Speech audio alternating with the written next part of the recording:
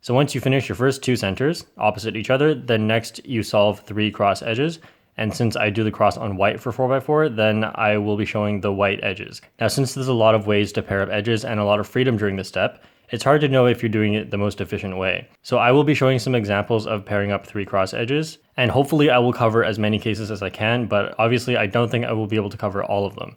And also, if you're wondering why I pair up certain edges a certain way, you can ask me about that in the comments too. All right, so let's get started.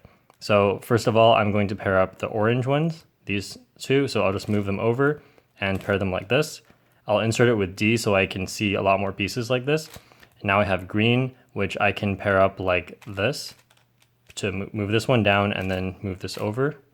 And then insert green on top of orange. And I see red here and blue here. So there's another red here. So before inserting green, I noticed that these two reds are across from each other, which means that if I take them out in different directions, then they will pair up like this, and then just insert red, and that's it. Okay, so in this example, I see I have red here, 2 greens, and another red here. So I think red is a bit nicer. And now if I just did R to move them into the same layer, this is not a nice case.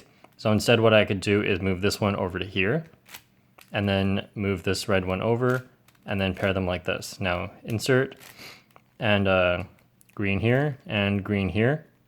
So I could do F2 to move this green one across from this green one, like that, insert, and then blue here and blue here. So for this blue one and this blue one, what I could do is something like this, put them opposite, like that. And then instead of doing R2 and then having to do another L2 here to move it into the right spot, instead I could do L2, the inner layer only like this, then just insert blue over here. So it's important to keep track of where your current cross is so you don't have to do extra moves in order to align everything. Okay, in this example, I see red here and red here. So also orange, blue, and green, but I don't see their pairing pieces. So I'll do the reds like this, and then pair them up like that, insert. Then I have green here. I'll just turn a bit so I can see more things. Green here. So when I leave this green here, I have to remember not to throw away that information and remember that green is on the right. So I can move this green one onto the left here and then pair them up. So insert it into here. Then I see blue, orange, and orange. So I think I'll do orange here, which can be done like this. And then insert the orange into here, which red is already here, so I do L2 first. All right, in this example, all I see so far is red here, blue, orange, blue. So blue first, which can be done like this. Pair them up and then insert here. And now I see orange and they just pair up. So like this. And I saw green here. So I'll turn up here so I can see other things.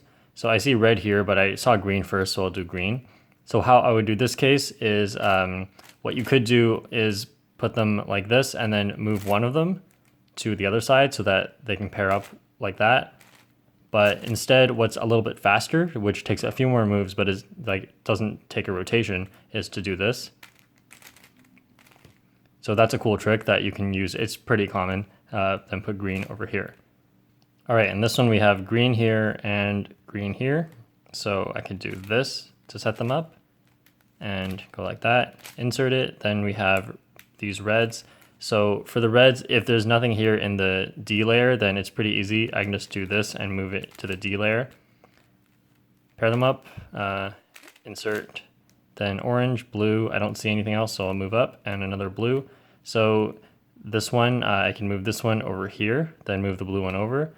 But I need to be able to do an F turn, so I'll open up the F layer, do this, then like that.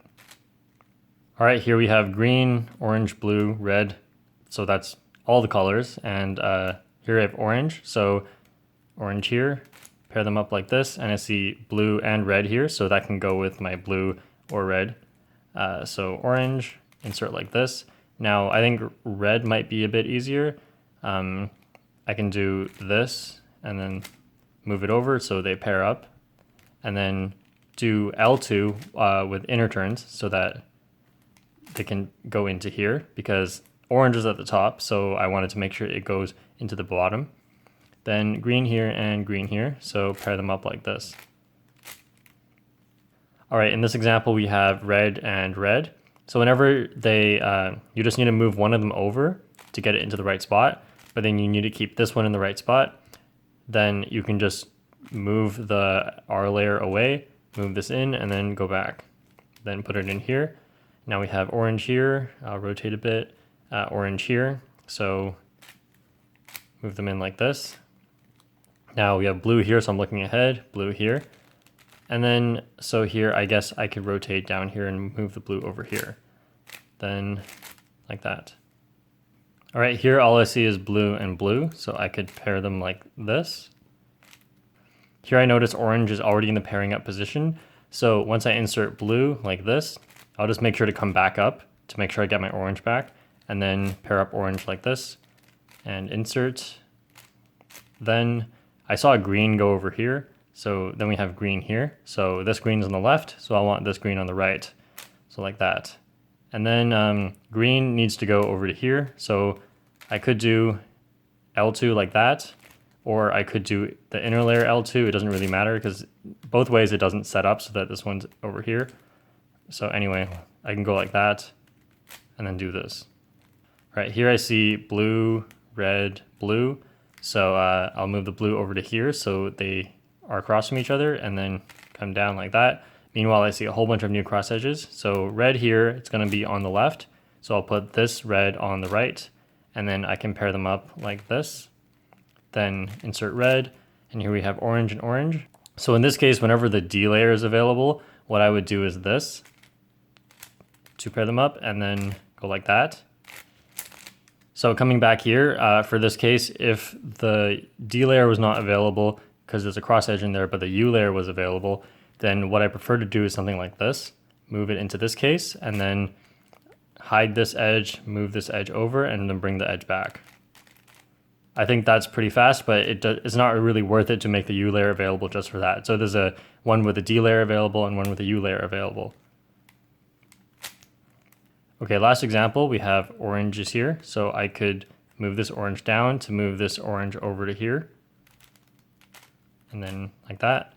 Insert the orange, blue here. So that trick I talked about, like this. All right, and then red and red. All right, that's it, and I hope you were able to learn at least one new thing. Now, two really important things for practicing your cross edges is to make sure that you try to find the most efficient ways to insert rather than what's always the fastest way for you to insert, because like the fastest way may not always be the most efficient, and because I know that when I develop some habits of how to insert certain edges, then I would get stuck on those and I wouldn't be doing the most efficient ways. And the most efficient ways is good because it helps with look ahead, and it also obviously reduces move count. Now, the other really important thing is to look ahead, because this is probably the hardest part of the solve to look ahead, since the pieces could literally be anywhere on the cube. And I find that my solves tend to be really good when it's really easy to look ahead during this step. So that's a really important thing to work on. So once you're able to pair up cross edges very efficiently, then you should work on looking at other pieces instead of the pieces that you're doing. It's really similar to the concept of working on F2L look ahead. All right, thanks for watching. And of course, as always, leave any questions you have in the comments or message me on Facebook. See you next time.